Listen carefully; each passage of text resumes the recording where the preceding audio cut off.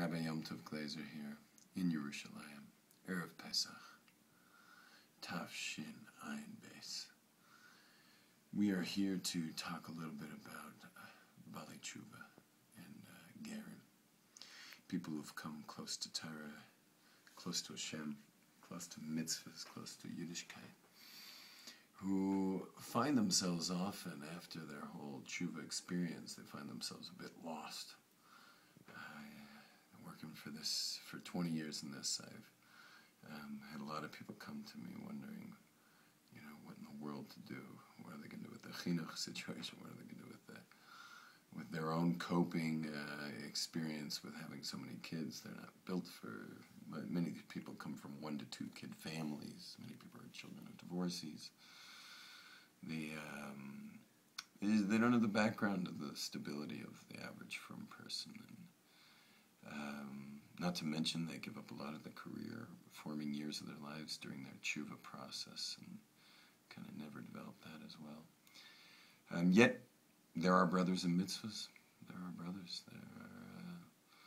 When they come close to Hashem, they're as much a responsibility to each firm family as our own children are. They're Yidden, and they're from Yidden, which means they're, chavercha ve'ahavta the re'echa. And they fit all the dinim of arevus, and taking care of them like any other Yid who's your friend in mitzvahs, your re'eh in mitzvahs. So the bottom line is that for years, that whole sector of the frum world has been ignored for the most part. There's a family here and there that have been well cared for. I'm one of them. And in fact, here I am speaking on behalf of these families, really because another family took care of me and mentored me for all the years. To this day, even today I was in Mea Sharim and ran into the amazing Rav who took me in 19 years ago. I was at Eish Torah. To become firm at Eish Torah was really a no-brainer. I wanted truth. I wanted emes. I went for it. I was totally in, and immediately in. By the first Shabbos, I was already Shomer Shabbos. But there's no one to help you after that. Once you're in and you've kind of the most Baalei Teshuvah yeshivas will at least get you to your chasana, which is nice. But that's when you need the most help.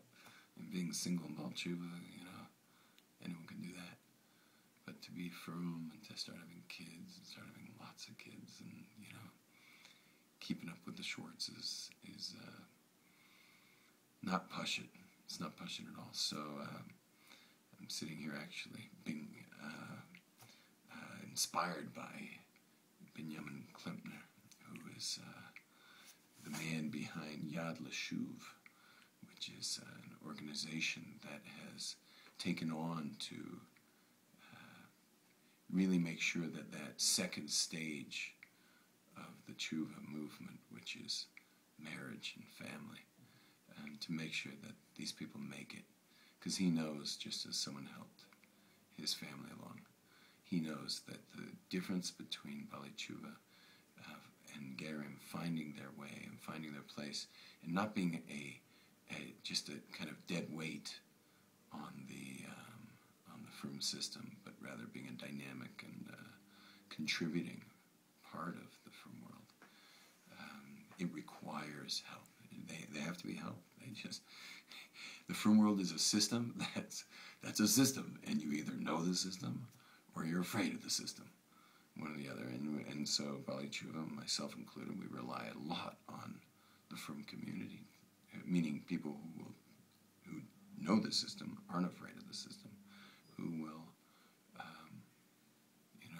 help us along and take care of us. At this very moment, I myself in my life am dealing with some bureaucratic thing, and you think I'm dealing with it? I'm not dealing with it. It's too frightening. I have someone else who knows the Israeli system, and he knows the frum system, and he knows how to speak to the right people. And because I personally would fudge it, and I would probably wind up in all kinds of trouble trying to deal with it myself. So this is the program. It's called Yad L'Shuv, and they offer a lot of things, but most importantly, it's the mentoring that I keep speaking about.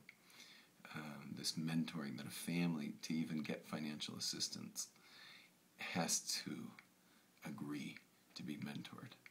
And the organization Yad L'Shuv will actually be mishtadich to set them up with the family that would be the right family for them, to help them along the way. So if they want money, they can get the money, but the money's not going to go anywhere in the end if they don't have a family who's very strong, maybe transgenerational Israel or Jerusalemites or whomever, or maybe even New Yorkers who are now living in Israel, to be there for them, and which includes what? There's all kinds of advocacy that's necessary. There's jobs, helping people get jobs, helping kids get in schools. I mean, that alone is like a major fright for Baalei Teshuvah to get their kids into Heilige schools.